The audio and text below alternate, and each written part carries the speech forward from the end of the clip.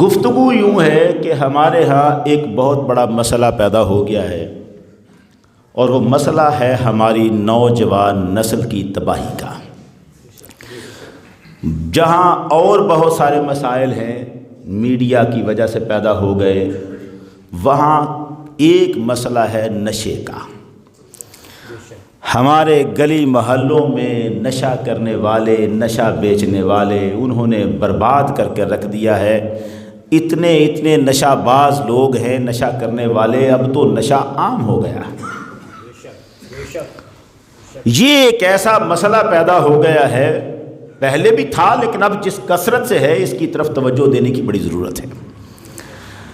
پہلے نمبر پر تو یہ دیکھیں کہ یہ نشہ کہیں پر ہوتا ہے فیشن کے طور پر، ایسا بھی ہے، اور کہیں پر ہوتا ہے بے سکونی سے سکون حاصل کرنے کے لیے، اور کہیں پر اس لیے ہوتا ہے کہ ہم نے ایک غلط رویہ اپنا رکھا ہے۔ بوٹی پینے والے، بھنگ پینے والے، ان کو ہم اللہ لوگ ملنگ درویش کہتے ہیں۔ یہ جو بوٹی اور بھنگ پینے والوں کو ہم نے ملنگ کہہ رکھا ہے، درویش کہہ رکھا ہے، گویا ہم نے ان کے نشے پر ایک مور لگا دی ہے۔ بالکل ٹھیک ہے، کرتے چلے جاؤ، یہ تو درویشی۔ وہ بھی یہی کہتے ہیں، میں نے پہلے بھی ایک مرتبہ کہا تھا، انہوں نے شعر بنایا ہوا ہے، کوٹ کوٹ پیتیاں، منہ اڈیا اکھاں میٹیاں، لوکی آکھن مر گئے اساں رب نال گلاں کیتیاں۔ یہ جو بنایا ہوا ہے انہوں نے، یہ کیوں ہے؟ اس کی وجہ یہ ہے کہ ہم نے بھی ان کو شے دی ہوئی ہے۔ ہم بھی بوٹی پینے والے کو، بھنگ پینے والے کو سمجھتے ہیں اللہ والا ہے، درویش ہے۔ ہمیں نہیں پتا کہ نشہ محمد عربی کی شریعت میں کتنا حرام ہے، کتنی شدت سے حرام ہے، اور ہم نے نشے کو رکھ دیا زیادہ سے زیادہ، جس کو برا سمجھتے ہیں نا ہم، وہ ہے شراب۔ ہم نے جو سمجھا ہے شراب کو ہم سمجھیں گے برا، یہ تو ہے بری ہے، ناپاک ہے، نہ پیو۔ اور چرس، افیون اور اس طرح کے باقی نشے، ان کے بارے میں ہم شریعت کا فتویٰ نہیں دیتے، نہیں یار اچھا نہیں ہے، صحت کے لیے نقصان دہ ہے، یہ ہے، تباہ ہو گیا ہے۔ کتنا بڑا گناہ ہے، اس کی طرف ہمارا دھیان نہیں ہے۔ ہم نے کہا، کچھ لوگوں نے یہ بھی کہا، قرآن میں صرف شراب کا ذکر ہے، باقی کسی نشے کا ذکر نہیں ہے۔ یہ جہالت ہے ہماری۔ یہاں کھڑے ہیں ہم کہ ہم نے قرآن میں بیان کیے ہوئے لفظ کو صرف شراب تک رکھا۔ انما الخمر والمیسر والانصاب والازلام رجس من عمل الشیطان فاجتنبوہ۔ ان میں جتنی چیزوں کو بیان کیا، سب سے پہلے لفظ استعمال کیا خمر، جس کا مطلب ہم نے ترجمہ لکھا ہوا ہے شراب، اس کا ایک ترجمہ شراب بھی ہے، مگر قرآن کی آیتوں کی تشریح محمد عربی کے فرمان سے کرنی ہوتی ہے۔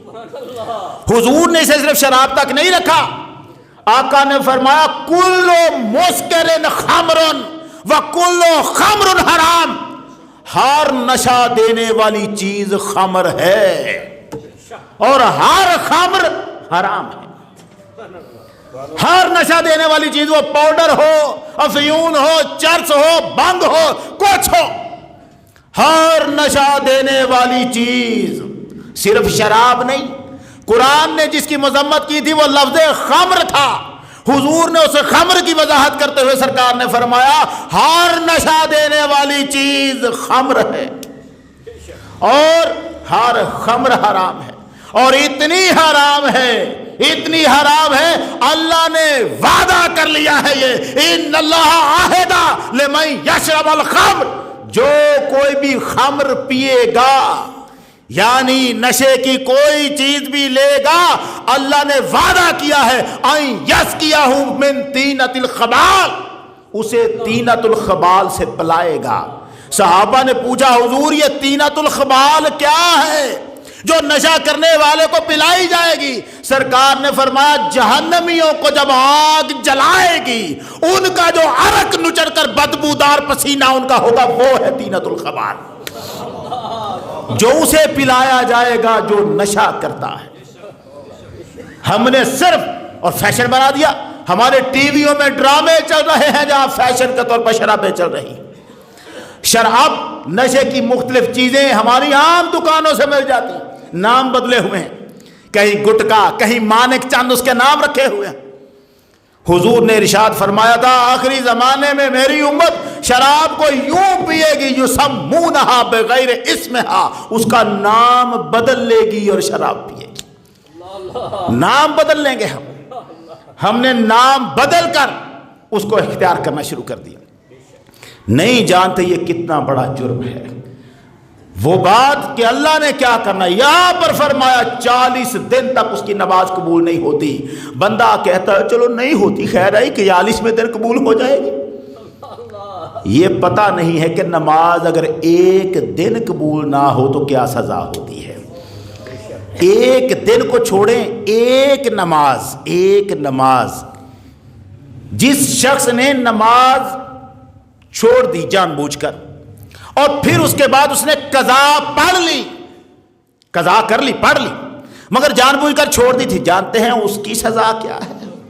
پڑھ لی تھی مگر قضا کر کے پڑھی تھی، پڑھ لی تھی، چھوڑی جان بوجھ کر، دیر کرتا رہا، پڑھتا ہوں اور چھوٹ گئی، اب قضا پڑھ رہا ہے، 80 سال تک جہنم میں اسے بھی رہنا پڑے گا۔ ایک وقت کی نماز چھوڑنے کا، قضا پڑھنے کا یہ حال ہے۔ بتاؤ جس کی ایک دن کی جس نے پورے کی چھوڑ دی اور جس کی 40 دن کی نمازیں اللہ نے قبول ہی نہیں کی، پھر اس کا کیا عالم ہے؟ نشہ ہو رہا ہے اور اس نشے کو حضور نے فرمایا ام الخبائث، ساری بیماریوں اور جرموں کی ماں ہے نشہ۔ ام الفواحش، ساری برائیوں کی ماں ہے نشہ۔ آقا نے فرمایا اگر کسی نے نشہ کیا ہوا تھا اور اس حال میں وہ مر گیا، وَهِيَ فِي بَطْنِهِ، اور اس کے پیٹ کے اندر نشہ موجود تھا، جب اس نے نشہ کیا حالت نشہ میں ہی مر گیا، آقا نے فرمایا مَاتَ مَيْتَةً جاہلیہ، مسلمان نہیں مرا، جاہلیت میں مرا۔ ہم تو اس کا جنازہ پڑھ دیں گے کہ مسلمان گھر میں تھا، لیکن محمد عربی فرماتے ہیں جو حالت نشہ میں مرا مسلمان نہیں مرا، ایمان پر مرا ہی نہیں۔ کہاں سے آ گیا یہ طریقہ کار؟ ہم نے کیا بنا دیا ہے؟ لیکن سوال یہ ہے کہ ہمارا جو نوجوان اس میں پھنستا ہے وہ کیوں پھنستا ہے؟ اس کی وجہ ہے بے سکونی اس کی، وہ سکون چاہتا ہے۔ بے سکون کیوں ہے؟ سوال اب اگلا یہ ہے، نوجوان بے سکون کیوں ہے؟ اس کی بے سکونی کی وجہ یہ ہے کہ اسے اپنے گھر میں راحت نہیں ملتی، کوئی رزق کے ہاتھوں تنگ ہے، کوئی بیوی کے ہاتھوں تنگ ہے، کسی کو ماں باپ تانے مارتے رہتے ہیں، کسی کو غربت اس کا مسئلہ بنی ہے، کوئی شادی نہیں کر پاتا، تنگ ہے۔ ہر کسی کو بے سکونی، کچھ کے پاس سب کچھ ہوتا ہے، سکون نہیں ہوتا۔ یہاں بڑا مشہور ہوا تھا، کسی نے بڑی کوٹھی بنائی اور باہر لکھا سکون کہیں نہیں، اور اس کے مقابلے میں پھر ان کے سامنے ایک گھر بنایا گیا اور انہوں نے لکھا سکون صرف اللہ کے ذکر میں ہے اللہ کے ذکر میں، مگر یوں نہیں ہے کہ اللہ اللہ اللہ اللہ اللہ کرتا رہے اور اسے سکون ملے، یوں نہیں۔ اس کا ایک مطلب ہے، اللہ کا ذکر کس طرح سے کیا جائے کہ سکون ملے۔ ہمارے گھروں میں کمی ہے تربیت کی، ہم اپنے بچے کو، نوجوان کو اس طرح برتاؤ اس کے ساتھ کرتے ہی نہیں جیسے کرنا چاہیے تھا، اس کے دکھ کا مداوا کرتے ہی نہیں۔ ہمارا نوجوان اگر 50-45 سال کی عمر کو پہنچ گیا ہے اور اس کی شادی کے اسباب اس کے گھر والے نہیں کر رہے، کیا کرے وہ؟ کہیں تو بھٹکے گا۔ اس کے بھٹکنے کی ذمہ داری، مجبوریاں معذوریاں الگ ہیں، ہماری بنائی ہوئی ہیں، ان کے حل ہیں، مگر کوئی حل سیکھنے کی طرف نہیں جاتا۔ ہم نے تربیت ماحول چھوڑ دیا ہے، اسلام کا ماحول۔ ہمیں دولت نہیں ملتی، میں کہتا ہوں ڈنکے کی چوٹ پہ کہا کرتا ہوں، محمد عربی کا فرمایا کبھی غلط نہیں ہو سکتا۔ وہ حضور کے پاس سامنے بندہ بیٹھا ہے اور پریشان ہے، آقا نے پوچھا کیا بات ہے، بڑے مغموم نظر آ رہے ہو؟ کہا حضور قرضوں میں پھنس گیا ہوں، غربت نے تنگ کر رکھا ہے۔ فرمایا اچھا کہاں غافل ہو اس تسبیح سے جو فرشتوں کی ہے؟ میں تجھے تسبیح سکھاتا ہوں، پڑھ، دنیا ذلیل ہو کر تیرے قدموں میں آ کے گر جائے۔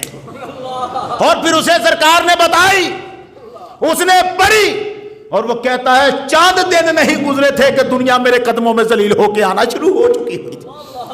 ہم بتاتے ہیں لوگوں کو، بتاتے ہیں یار یہ اتنا جملہ ہے، کیا ہے وہ لفظ؟ سبحان اللہ و بحمدہ، سبحان اللہ العظیم و بحمدہ استغفر اللہ، اتنا ہی تو جملہ ہے، 100 بار تو پڑھنا ہے فجر کے بعد۔ لیکن مسئلہ کیا ہے؟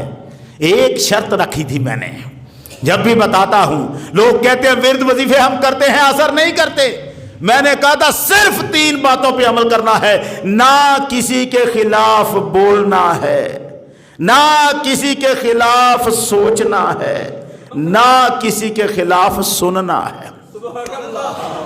کہا تھا صرف 3 باتوں پہ عمل کر لو، اللہ کے رسول کا بتایا کوئی وظیفہ پڑھ کے پھر آؤ، ہم نے پڑھا تھا ہم بے اثر نہیں ہوا، میں مجرم بن کے کھڑا ہو جاؤں۔ کیا کر رہے ہیں؟ محمد عربی کا فرمان ہم نے تو آزما کے دیکھے ہیں، آزما کے، یہ غیبی خزانوں کے روز دروازے کھول جاتے ہیں بندے پر، پڑھ کے دیکھیں۔ لیکن مصیبت یہ ہے وہ لوگ کہتے ہیں جی یہ شرطیں آپ نے بڑی سخت لگا دی۔ شرطیں یار اتنا ہی تو تھا کہ کسی کے خلاف بات نہیں کرنی تھی، اتنا ہی تو تھا کہ کسی کے خلاف سوچنا نہیں تھا، اتنا ہی تو تھا کہ کسی کے خلاف کوئی بات کرے نہ سنو، نکل جاؤ۔ اور سارے تمہارے کام اگر ہو جائیں اتنی سی بات سے، پھر کیا پریشانی؟